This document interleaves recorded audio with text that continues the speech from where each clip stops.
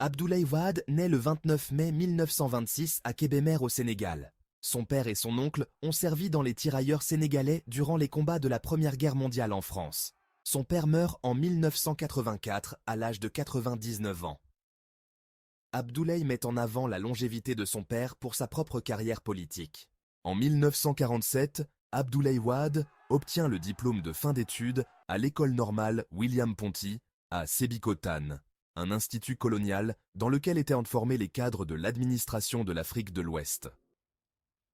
Entre 1950 et 1952, il suit un cursus mathématique en France, mathématiques élémentaires et supérieures au lycée Condorcet, Paris 9e. De 1952 à 1957, il étudie à la faculté des sciences, puis à la faculté des lettres et enfin à l'école libre de droit de Besançon. Il est ensuite avocat stagiaire au barreau de Besançon. Il est titulaire d'un doctorat en droit et sciences économiques de l'université de Grenoble. Soutenu en 1959, sa thèse s'intitule « Économie de l'Ouest africain, unité et croissance ». Après un stage de 2 ans, il retourne au Sénégal pour plaider au barreau de Dakar et enseigner à l'université Cheikh Anta Diop. En mai 1963, il défend le président du Conseil du Sénégal, Mamadou Dia, et 4 autres ministres, Valdio Dione Ndiaye, Ibrahima Sarr, Joseph Mbaye et Alioune Tall, dans le cadre du procès de la crise politique de décembre 1962. Les 5 hommes sont accusés de tentative de coup d'État par Léopold Sédar Senghor. La défense est aussi assurée par Robert Badinter. À l'issue du procès, Mamadou Dia est condamné à perpétuité. En 1973, Abdoulaye Wade occupe les fonctions de responsable local au sein de l'Union progressiste sénégalaise. L'année suivante, il forme avec Alioune Badara Niang le Parti démocratique sénégalais avant d'être élu à l'Assemblée nationale. Il se présente sans succès aux élections présidentielles de 1978, 1983, 1988 et 1993. D'avril 1991 à octobre 1992, il est ministre d'État auprès du président de la République du Sénégal, Abdou Diouf, dans le gouvernement d'union nationale. De 1995 à 1997, il retrouve le poste de ministre d'État auprès du président de la République du Sénégal, dans le gouvernement de Habib Thiam. Le 15 mai 1993, Abdoulaye Wade et 3 membres de son parti sont arrêtés, soupçonnés d'avoir commandité l'assassinat de Maître Babacar Seye, alors vice-président du Conseil constitutionnel qui est chargé de la proclamation des résultats de l'élection législative de février 1993. Ils sont relâchés 3 jours plus tard par manque de preuves. Un ouvrage, Affaire Maître Seye, un meurtre sur commande, dans lequel le journaliste sénégalais Abdou Latif Coulibaly traite de ces accusations, a été censuré au Sénégal. En février 2002, Wade accorde la grâce aux 3 accusés du meurtre de Maître Seye et est soupçonné d'avoir indemnisé la famille de ce dernier. Après avoir fait planer le doute, Abdoulaye Wade déclare sa candidature pour l'élection présidentielle. Orateur doué et fin tacticien, il mène pour l'élection présidentielle de 2000 une campagne sous le slogan du SOPI, changement en Wolof, et parvient à mettre en ballottage le président sortant, Abdou Diouf, avec 31% des suffrages au premier tour contre 41,3%. Grâce notamment au soutien des autres candidats défaits, il obtient 58,1% au second tour du scrutin, mettant fin à 40 ans de pouvoir socialiste au Sénégal. Son directeur de campagne, Idrissa Seck, devient Premier ministre en 2002. Le 19 mars 2000, Abdoulaye Wade est investi président de la République du Sénégal. Cette victoire marque la première alternance à la tête du pays. Pour la première fois, les Sénégalais élisent un président qui n'est pas du Parti socialiste. Lors de l'élection présidentielle du 25 février 2007, Wade est réélu, dès le premier tour, face à 14 candidats, avec 55,79% des voix. Jusqu'à la victoire du PDS, allié à l'alliance de Moustapha Niasse aux législatives de 2001, Wade doit cohabiter avec une Assemblée nationale socialiste dont Abdourahim Agnès est le président du groupe parlementaire. Durant ces 2 mandats, il lance la construction de plusieurs centaines d'écoles, fait passer le nombre de collèges de 220 en 2000 à 749 et celui des lycées de 48 à 134 sur la même période, le budget de l'éducation a quadruplé. Mais en 2009, le taux d'achèvement est toujours resté l'un des plus bas du continent, 60%, et le bénévolat ne permet pas de produire un enseignement généralisé de qualité, selon le Bureau de la coordination des affaires humanitaires de l'ONU. Il lance de grands travaux pour moderniser le pays, tels que la corniche à Dakar et ses hôtels de luxe, le réaménagement du port de Dakar, la construction de l'aéroport international, Blaise Diagne de l'autoroute, le développement du réseau routier secondaire, l'électrification des campagnes. En juin 2011 pourtant, le Sénégal connaît de grandes émeutes du fait des coupures de courant répétées. Le bâtiment de la Société nationale d'électricité, Sénélec, est incendié entre autres dégâts.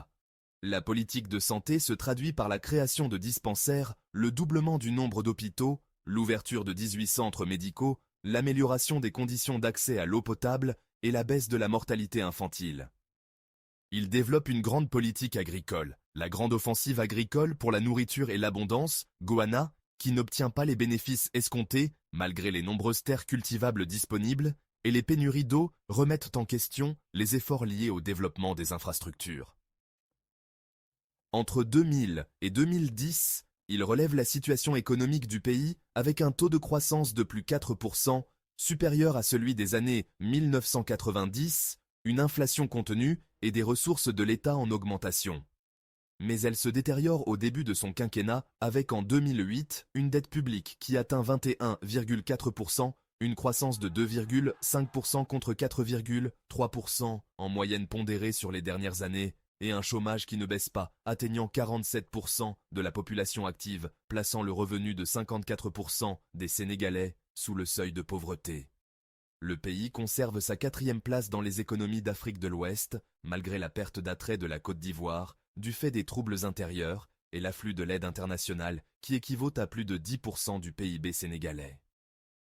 Des troubles liés à la vie chère naissent en 2008, alors que le FMI note que le choc engendré par l'augmentation des prix des aliments et de l'énergie a eu un impact sur la balance des paiements qui représentait 5,25% du PIB en 2008. Les problèmes sont aggravés par les retards de paiement du secteur public. Il échoue à pacifier la Casamance aux aspirations sécessionnistes, en négociant officieusement avec une partie du mouvement indépendantiste sans aide des pays voisins. Décrit comme mégalomane et machiavélique, cherchant à rester dans l'histoire, mais aussi au pouvoir, il est soupçonné de couvrir la corruption de sa famille et de ses proches et alimente progressivement par sa gestion du pouvoir les craintes. Ainsi, en 2000, une de ses premières décisions est de dissoudre le Conseil économique et social et le Sénat, en le justifiant par des raisons d'économie et leur inutilité, mais il leur redonne vie en mai 2007, en choisissant lui-même les 65 sénateurs. Il modifie plusieurs fois la Constitution sans aucune consultation ni validation des chambres parlementaires, établissant le quinquennat en 2001 et rétablissant le septennat en 2008. Après 40 ans de pouvoir socialiste, le paysage politique est devenu instable sous sa présidence, avec de nombreuses allées et venues entre les partis politiques du fait d'une gestion solitaire du pouvoir. Il nomme 6 premiers ministres, 4 présidents de l'Assemblée nationale, 3 chefs d'état-major généraux des armées et plus d'une centaine de ministres, dont certains ne sont restés en poste que quelques mois. Le président Wade a promu plus de généraux en 7 ans qu'Abdou Diouf et Senghor en 40 ans. Des traditions ont été rompues en nommant un commandant des pompiers au grade de général, un chef d'état-major particulier du président de la République issu de la gendarmerie, un général nommé à l'intendance. Il est l'inspirateur de la journée du tirailleur. Cela fait partie de notre histoire. Malheureusement, on avait tendance à les oublier. Pour faire connaître cette histoire, j'ai eu l'idée de lancer une journée du tirailleur sénégalais, afin d'expliquer chaque année la participation des soldats africains à la libération de la France. J'ai donc consulté autour de moi, notamment le président Chirac, qui s'est dit enchanté. L'érection du monument de la Renaissance africaine, inauguré en avril 2010, ignoré par les touristes et critiqué pour son coût pharaonique, son financement opaque, la participation du régime autocratique de la Corée du Nord est désignée comme un symbole de sa mégalomanie. Les principaux cadres du parti au pouvoir, le PDS, ont été progressivement écartés, Idrissa Seck, Macky Sall, Aminata Tahal, alors que la question de la future succession d'Abdoulaye Wade, réélu à 80 ans, se pose. quand, dans une atmosphère de fin de règne, il propose une modification du scrutin présidentiel afin de permettre l'élection d'un « ticket », président et vice-président, à la tête de l'exécutif, avec seulement 25% des voix au premier tour. Abdoulaye Wade est soupçonné de chercher à se maintenir au pouvoir et à attribuer la fonction de vice-président à son fils Karim, qui lui succéderait automatiquement s'il venait à quitter la tête du pays. En 2014, Antoine Glaser publie le livre Africa-France, dans lequel il revient sur les relations qu'entretient Abdoulaye Wade avec la France et son supposé comportement considéré comme celui d'un autre temps, en voulant que Paris fasse pression pour que son fils prenne le pouvoir. Devant les violentes manifestations qui éclatent en juin 2011, principalement à Dakar, Abdoulaye Wade renonce à son projet. Les magistrats se plaignent d'un usage politique de la justice et on assiste sous le régime de Wade à un recul des libertés individuelles, journalistes emprisonnés, manifestations réprimées, gardes à vue, convocations fréquentes devant les tribunaux. Il lui est aussi reproché de favoriser sa confrérie religieuse, celle des Mourides, au détriment d'une stabilité religieuse qui faisait la réputation du Sénégal.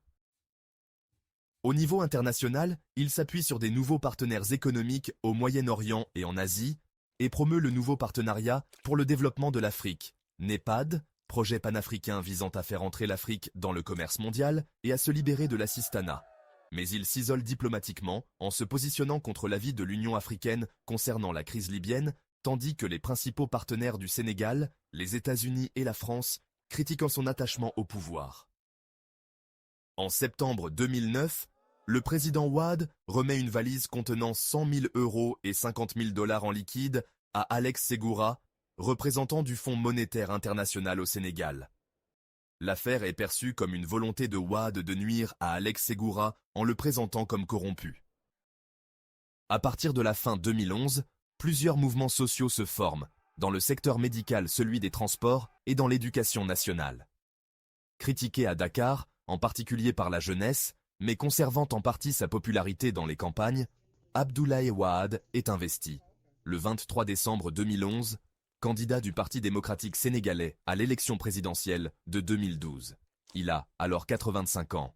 Malgré la contestation de l'opposition politique et civile, réunie au sein du M23, mouvement du 23 juin, en référence aux manifestations de juin 2011, pour laquelle cette nouvelle candidature est inconstitutionnelle du fait qu'il a déjà effectué 2 mandats, la présence au scrutin présidentiel de Wade est validée par le Conseil constitutionnel le 27 janvier 2012, contrairement à celle de Youssou N'Dour. Comme craint par les observateurs, cette annonce entraîne des affrontements violents jusqu'à la fin de la campagne électorale qui font au moins 6 morts. À l'issue du premier tour, lors duquel il vote sous les huées d'opposants, il arrive en tête avec 34,81% des suffrages exprimés mis en ballottage par son ancien Premier ministre, Macky Sall, alors qu'il espère une large victoire dès le premier tour.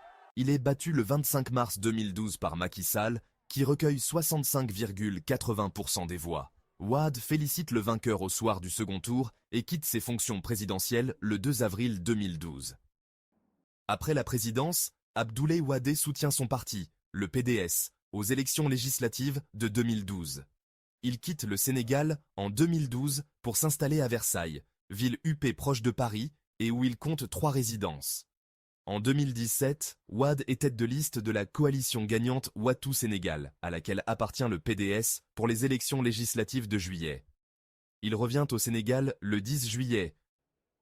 Plusieurs politologues jugent que si Wade veut revenir au pouvoir, c'est pour faire voter une loi d'amnistie pour son fils Karim. La coalition est toutefois perdante, obtenant 17% des voix et 19 sièges, alors que la coalition menée par le Premier ministre Mahamed Dionne et qui soutient le président Macky Sall obtient 125 des 165 sièges à l'Assemblée. Élu député, il démissionne le 14 septembre 2017. Wade repart alors en France. Il revient une nouvelle fois au Sénégal le 7 février 2019 pour faire campagne pour le boycott de l'élection présidentielle ayant lieu ce mois-ci, à laquelle son fils Karim ne peut participer et pour laquelle Macky Sall est annoncé vainqueur. Sa campagne reçoit peu de soutien. Macky Sall est réélu dès le premier tour et le taux de participation, 58,27%, est même plus élevé de 12 points que lors de la précédente élection présidentielle. En octobre 2019, Abdoulaye Wade et le chef de l'État Macky Sall souhaitent sceller leur réconciliation en se rencontrant au palais présidentiel. Ce réchauffement des relations avait débuté lors de l'inauguration de la mosquée Massalikul Jinan à Dakar en septembre 2019. Pour les élections locales de 2022, les Wahadé et le PDS rejoignent une grande alliance de l'opposition, avec en particulier le PASTEF d'Ousmane Sonko et Tahaou Sénégal de Khalifa Sall. Abdoulaye Wade décide toutefois de quitter rapidement cette coalition en septembre 2021 et de recréer une coalition, Wallou-Sénégal, qui rassemble à peu près les mêmes partis que la coalition gagnante Manko Watu, formée pour les élections législatives de 2017. Ces élections locales sont un échec pour le PDS qui n'arrive pas à s'imposer et se trouve marginalisé, alors que dans le même temps, la coalition menée par Ousmane Sonko et Khalifa Sall s'impose dans des villes importantes, Dakar, Ziguinchor, Kaolack. Il a reçu des distinctions et décorations comme le Grand Croix de l'Ordre national du Lion du Sénégal en 2000, Grand Croix de l'Ordre du Mérite en 2000, Grand Croix de l'Ordre de Saint-Charles en 2009 à Monaco, Grand Officier de la Légion d'honneur en France et le Collier de l'Ordre de Zayed aux Émirats arabes unis. En juillet 2003, il a reçu la médaille d'or Henry Sylvester William, premier intellectuel noir à imaginer un mouvement panafricain, pour la Renaissance africaine, Trinidad et Tobago. L'Académie royale de l'Université de Rabat, au Maroc, a élevé le président Abdoulaye Wade au rang de docteur honoris causa. Il a été également fait docteur honoris causa de l'Université Mohamed V de Rabat. Titre accordé pour la première fois à une personnalité étrangère. Le 21 octobre 2002, Abdoulaye Wade est fait docteur honoris causa de l'Université d'Auvergne sur invitation de Patrick Guillaumont, président du Centre d'études et de recherche sur le développement international. Le 13 juin 2005, la distinction Don de la Terre est remise au Sénégal. Elle illustre à quel point le chef de l'État, Abdoulaye Wade, est engagé sur tous les aspects liés à l'environnement et à l'humanité tout entière, pour le bien-être des populations dans le monde. Il a reçu cette distinction de Claude Martin, directeur général du Fonds mondial pour la nature, FMN. Le 16 mai 2006, Koichiro Matsuura, directeur général de l'UNESCO, et Henry Kissinger, ancien secrétaire d'État américain et prix Nobel de la paix, ont remis au siège de l'organisation le prix Félix Houphouët-Boigny pour la recherche de la paix 2005 à Abdoulaye Wade. La cérémonie s'est déroulée en présence de plusieurs chefs d'État, Jacques Chirac, France, Teodoro Obiang Nguema Mbasogo, Guinée équatoriale, Olusegun Obasanjo, Nigeria, Mamadou Tandja, Niger, Marc Ravalomanana, Madagascar, Amadou Toumani Touré, Mali, João Bernardo Vieira, Guinée-Bissau, Jakaya Kikwete, Tanzanie. D'autres personnalités politiques étaient également présentes, notamment Abdou Diouf, secrétaire général de l'Organisation internationale de la francophonie et ancien président du Sénégal, et Henri Konan Bédié, ancien président de la Côte d'Ivoire, tous deux parrains du prix, le secrétaire général de la Ligue des États arabes, Amer Moussa, et le ministre espagnol des Affaires étrangères, Miguel Ángel Moratinos. Le 17 mai 2006 à Genève, le prix mondial de la Société de l'information est décerné à Abdoulaye Wade et à Tim Berners-Lee, l'inventeur du web. Il est remis à l'occasion de la Journée internationale des télécommunications. Abdoulaye Wade reçoit une distinction à l'occasion de la 37e édition de la Foire internationale de l'artisanat et de la culture d'Indiana, dénommée Indiana Black Expo. Abdoulaye Wade est élevé au rang de citoyen d'honneur de la ville de Lyon et a reçu le titre docteur honoris causa de l'Université de Lyon le 19 mars 2005. Il est également docteur honoris causa de l'Université de Franche-Comté. Le 24 juin 2008, Abdoulaye Wade, président de la République du Sénégal, obtient le prix international des communications de l'Université Paris-Dauphine. Le 30 mars 2009, Abdoulaye Wade reçoit le titre de docteur honoris causa de la faculté de droit de Montpellier. Le stade olympique de Diamniadio, inauguré en février 2022, porte son nom. Ses publications sont Appel à la nation, Parti démocratique sénégalais, Dakar, 1985. La doctrine économique du mouridisme, L'Interafricaine d'édition, Dakar, 1970, d'abord publié dans les Annales de la Faculté de droit et de sciences économiques de l'Université de Dakar en 1968. Économie de l'Ouest africain, zone franc, unité et croissance, présence africaine, Paris, 1964, thèse publiée. Quel avenir pour le Sénégal? La réponse du PDS, Parti démocratique sénégalais, Dakar, 1987, discours d'ouverture à la Convention nationale du PDS, Dakar, 15-17 janvier 1987. Un destin pour l'Afrique, Kartala, Paris, 1989. Avec l'hymne de l'Afrique, chants et paroles, de Abdoulaye Wade. Les mathématiques de l'analyse économique moderne, Economica, 2007. Une vie pour l'Afrique. Entretien avec Jean-Marc Calflèche et Gilles Delafont, Neuilly-sur-Seine, Michel Lafont, 2008.